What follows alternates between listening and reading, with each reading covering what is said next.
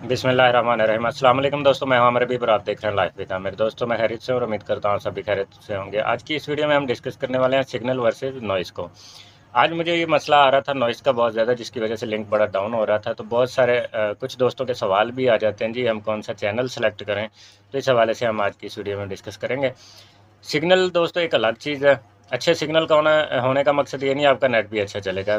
ज़ाहिर तो हम एक छोटा सा ऑप्शन देख लेते हैं, जी हमारे पास सिग्नल स्ट्रेंथ कितनी है। सिग्नल ज़ाहिर सी बात है, अच्छे सिग्नल होने से हम ये सोचते हैं कि हमारे जो लिंक है राउटर और डिवाइस का वो बहुत बेहतरीन है।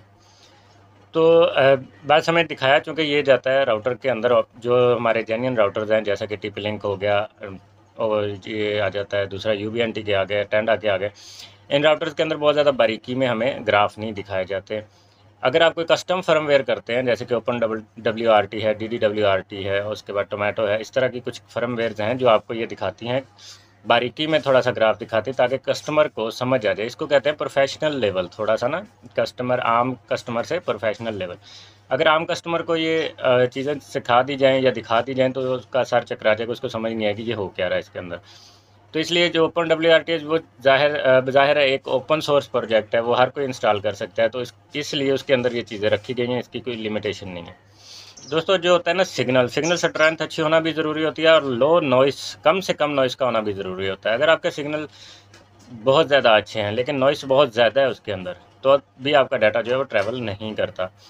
इसकी मिसाल मैं कुछ यूँ दूंगा आपको कि एक गाड़ी है जो 1 किलोमीटर से आनी है, और एक गाड़ी है जिसने 500 मीटर या बल्कि 100 मीटर से आना है। एक ही मकाम पे दोनों ने आना है। अब जो 1 किलोमीटर से आनी है उसका रास्ता बिल्कुल क्लियर है, रास्ते में कोई गाड़ियाँ नहीं है, कोई रश नहीं है। इसका मतलब है कि वो स्पीड से आएगा। वो 100 की स्पीड भी ले सकता है, जितनी उसकी गाड़ी भागती है उतना भगा सकता है। 150 तक जाती है, 150 की स्पीड भी ले सकता है और वो तेज़ी से पहुंच जाएगा। सवाल यहाँ पे यूँ है कि जिसने आना है 100 मीटर से, तो उसके आगे अगर रश है, गाड़ियों का हजूम है, उसको रास्ता ही नहीं मिल रहा, तो दोनों में से कौन पहले पहुंचेगा? तो पहले जो है वो ज़ाहिर सी बात है, मैंने आपको बता दिया कि 1 किलोमीटर वाला पहुंचेगा, क्योंकि उसके पास रश है ही नहीं। वो स्पीड देगा और स्पीड से पहुंच जाएगा। जिसके पास रश है, रश क्लियर होगा तभी वो अपने मुकाम पे पहुंच सकेगा। तो ये डिपेंड करता है कि रश किस नौइयत का है और वो कितनी देर लेता है। इसी तरह से वायरलेस के अंदर भी नॉइज़ जो है ये रश का काम करती है। हवा के अंदर जो भी सिग्नल्स के तादाद है, जितने भी सिग्नल फैले हुए हैं या पोल्यूशन है, जो भी चीज़ें रुकावट बनती हैं वायरलेस के अंदर, उन तमाम को को जो जो इसका हिसाब किताब है वो लगा के उसको नॉइस कहते हैं कि अब 2.4 पे बहुत ज़्यादा नॉइस हो चुकी है, क्योंकि इसके बहुत ज़्यादा राउटर्स आ चुके हैं और ये बहुत ज़्यादा स्ट्रॉन्ग वाली फ्रीक्वेंसी नहीं रही जो कि नॉइस का मुकाबला कर सके।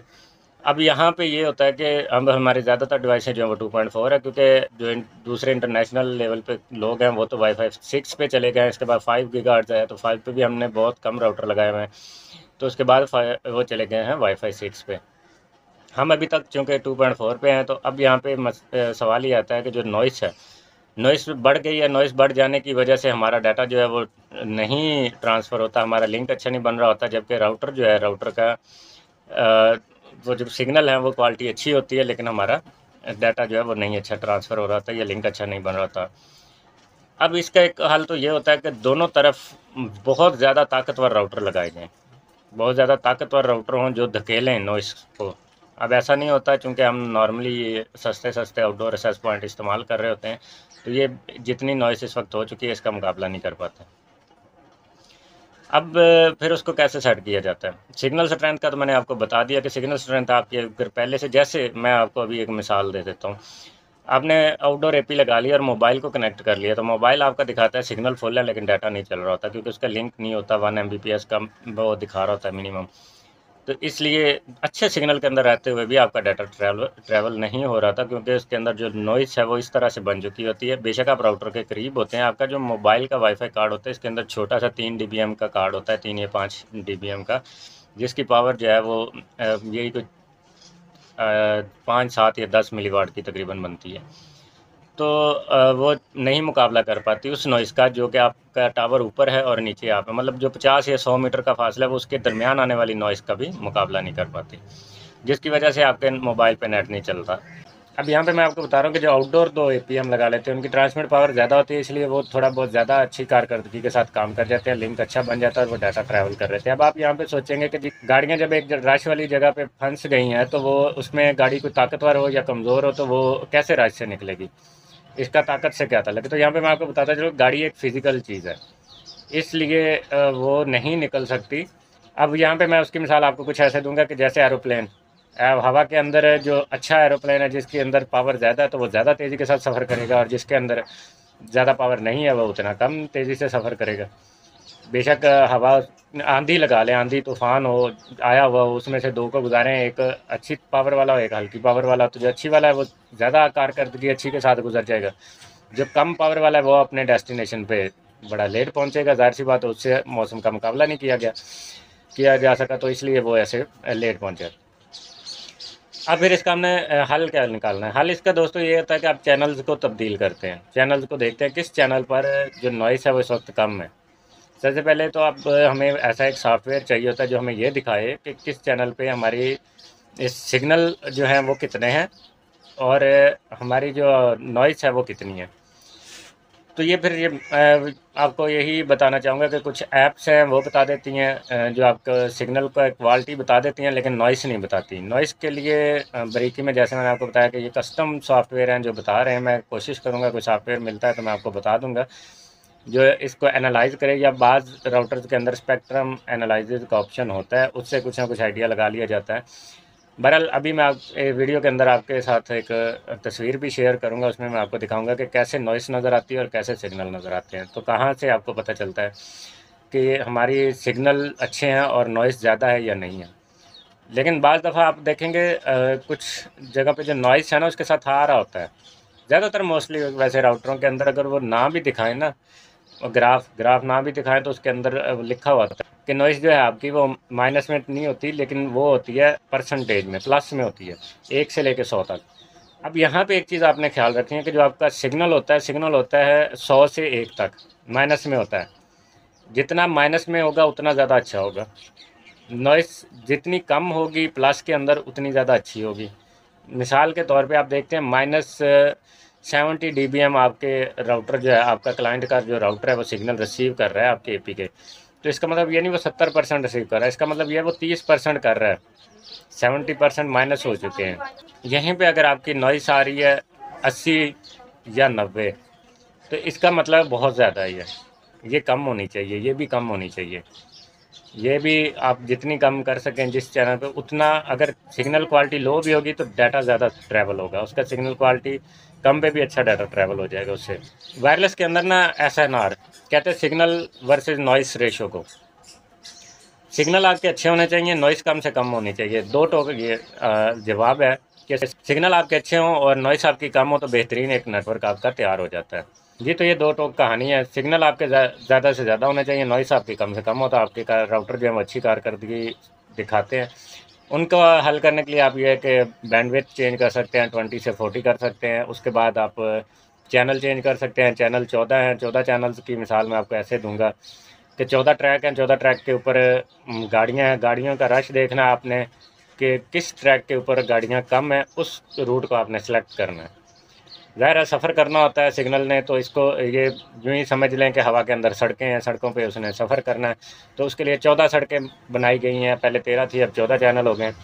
तो 14 के अंदर कौन सा बेस्ट है, जिस पे कम है, उसके लिए आपको टूल्स चाहिए होते हैं जो सॉफ्टवेयर, और सॉफ्टवेयर आपके बाज़ औक़ात जो होता है आपका राउटर ही होता है, उसके अंदर मैनेजमेंट सिस्टम होता है, वो बता देता है कि किस इस वक्त जो आपके चैनल्स हैं किस पे रश कम है। तो जिस पे रश कम है उस पर ज़ाहिर सी बात है नॉइस भी कम होगी, उस चैनल को आप सेलेक्ट करें और वो रख दें। या फिर बेहतर है कि आप ऑटो पे रख दें। ऑटो जब भी रीबूट होगा वो ऑटोमेटिकली डिटेक्ट कर लिया करेगा कि किस पे कम रश है और कौन सा इस वक्त डाटा ट्रैवलिंग के लिए बेहतर रहेगा। क्योंकि बहुत ज़्यादा दफ़ा ऐसा भी हो जाता है कि आपका नेट बिल्कुल ठीक चल रहा था, पूरे 2-3 माह से ठीक चल रहा था, अचानक से आधे पौने घंटे के बाद आपको पता चलता है कि जी हमारा नेट बिल्कुल बैठ गया, और फिर 2-4 घंटे 10 घंटे तक वो बैठा ही रहता है और मुसलसल आपको 3-4 दिन इसका सामना करना पड़ जाता है, 10-20 दिन भी करना पड़ जाता है। तो उसके लिए आप फ्रीक्वेंसी चेंज कर लें, चैनल उसका चेंज कर लें, तो भी आपका मसला हल हो जाता है। बहुत ज़्यादा आउटपुट पावर रखने का भी आपको फ़ायदा नहीं होता। तो इसलिए लिमिटेड सी रखे हैं। मैंने जो है अब 20 या 22 dBm को यूज़ करना शुरू कर दिया करीब इलाकों में।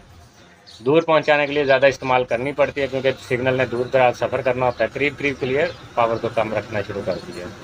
दोस्तों वायरलेस के अंदर दोनों तरफ ट्रैफिक का आना जाना होता है, इसलिए दोनों तरफ सेम पावर वाले राउटर्स जो हैं वो आपस में एक कम्बिनेशन बनाते हैं। जैसा कि आपके पास जो अब मोबाइल है, मोबाइल का अगर 10 dBm का जो है मोबाइल का वाईफाई कार्ड है तो ये ऑटोमेटिकली 10 dBm पे एडजस्ट होता है। तो ये 10 dBm ही पीछे राउटर जो है इसको जो आपका IP होगा वो 10 dBm ही पावर देगा, इससे ज़्यादा नहीं देगा।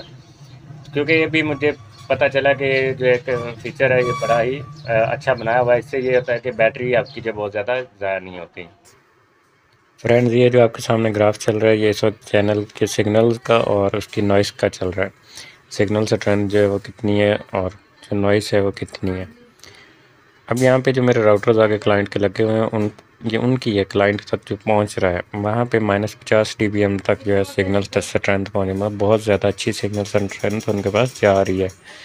और यहाँ पे जो उनका नॉइस का सामना करना पड़ रहा है वो बहुत ज़्यादा है क्योंकि वो -75 dBm से भी ज़्यादा है। यहाँ पे चूँकि एक ही ग्राफ है तो इसके अंदर अलग अलग नहीं दिखाएगा, वरना ये आ रहा होता है कि 75 80 प्लस 90 के करीब जो है उनको नॉइस का सामना करना पड़ रहा है। इस पिक्चर के अंदर भी अगर आप देखेंगे तो ऐसा ही है कि नॉइस 100 है और सिग्नल अच्छे हैं। इस तस्वीर में भी वही है, नॉइस गई हुई है और लेकिन यहाँ पे लिंक अच्छा है। और ये जो लिंक अच्छे है ये सिर्फ इसी वजह से कि दोनों साइड पे ताकतवर AP लगे हुए हैं। तो जब आपके AP ताकतवर होंगे तो लिंक क्वालिटी आपकी बेहतरीन होगी, नॉइस बेशक जितनी ज़्यादा मर्जी हो जाए। जी तो दोस्तों उम्मीद करता हूँ आपको आज की इस वीडियो की समझ आ गई होगी। अपना बहुत सारा ख्याल रखना, मुझे भी दुआ में याद रखिए। अगर कोई सवाल हो तो आप मुझसे पूछ सकते हैं ईमो पर 0331107107 पे। जिन दोस्तों ने अभी तक चैनल को सब्सक्राइब नहीं किया वो जल्दी से सब्सक्राइब करें और साथ बेल आइकन को भी दबा दें। मुझे दीजिए इजाज़त, अल्लाह हाफ़िज़।